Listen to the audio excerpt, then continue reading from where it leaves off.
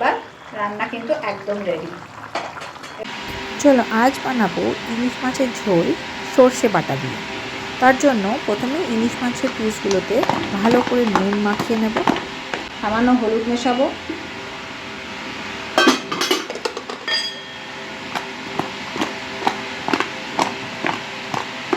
সর্ষে, কাঁচা লঙ্কা, নুন, হলুদ একসঙ্গে বেটে নেব।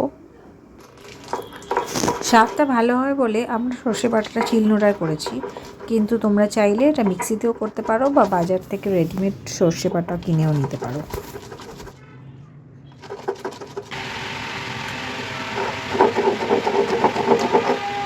নিলাম প্যানে নিয়েছি সর্ষের তেল। সর্ষের তেল গরম হয়ে গেছে, দেব কালো জিরে ফোড়ন, তাতে দেব হলুদ গুঁড়ো আর একটু জল, যাতে হলুদটা পুড়ে না যায়।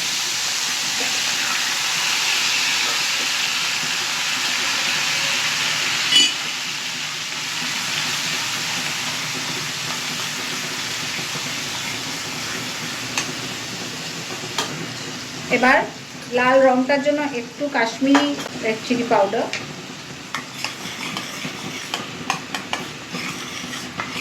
তার সাথে স্বাদ অনুযায়ী নুন।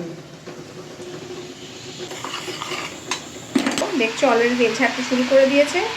এবার ইলিশ মাছের পিসগুলো ঝোলের উপর বসিয়ে দেবো।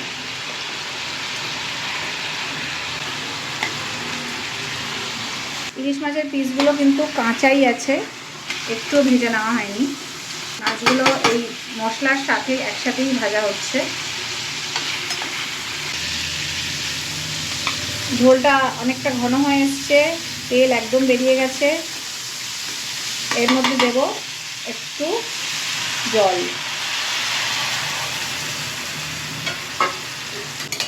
এখন গ্যাস একদম হাইতে, যতক্ষণ না এই ঝোলে ফুট আসছে।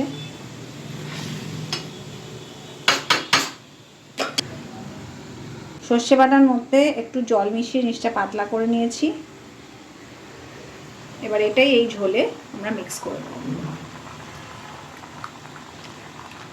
সর্ষেতে আমরা কালো সর্ষে ইউজ করেছি, চাইলে সাদা সর্ষে ইউজ করা যেতে পারে, কারোর যদি কালো সর্ষেতে বেশি ঝাঁঝ লাগে। দেখতে পাচ্ছ কত সহজ পদ্ধতিতে এবং কত অল্প সময়ের মধ্যে আমাদের সর্ষে বাটা দিয়ে ইলিশ তৈরি হয়ে গেল।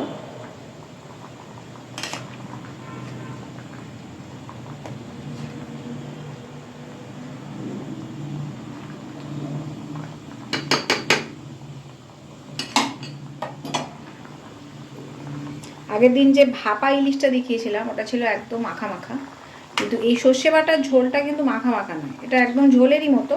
যে নুনটা চেক করে নিয়ে আরেকটু নুন দরকার বলে আরেকটু নুন আমি মিশিয়ে নিচ্ছি। তো ইলিশ মাছকে কালো জিরে কাঁচা লঙ্কার ঝোল প্লেন করা যায়, সর্ষে বাটা মেশানো ঝোল করা যায়, আবার ভাপে যেটা করেছি সেটাতে মাখা মাখা গ্রেভিও করা যায়। আজকে আমরা করছি পাতলা সর্ষে বাটার ঝোল। যেটা আমাদের সর্ষে ইলিশের ঝোল ঘন হয়ে এসছে বেশ। এইবার রান্না কিন্তু একদম রেডি। এবার করে দেবো গ্যাস বন্ধ।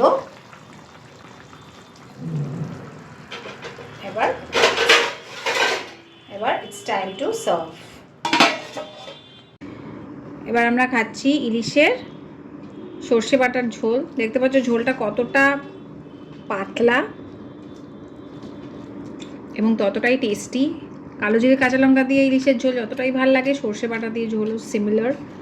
এটা তোমরা বাড়িতে খেয়ে দেখবে। যে সবাই বাড়িতে ট্রাই করো আর কমেন্ট সেকশনে জানাবে যে কেমন লাগলো।